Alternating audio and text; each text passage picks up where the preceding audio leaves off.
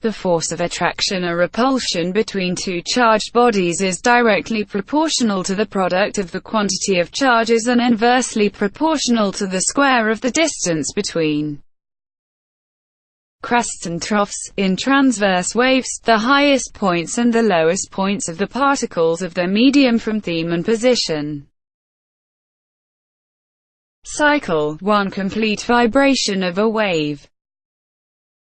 Concave lens, a lens which diverges the parallel rays of light from its surface.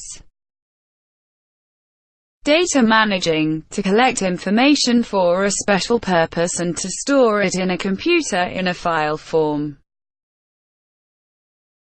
Data, facts and figures that are used by programs to produce useful information. Diffraction of waves, the bending off waves around obstacles or sharp edges.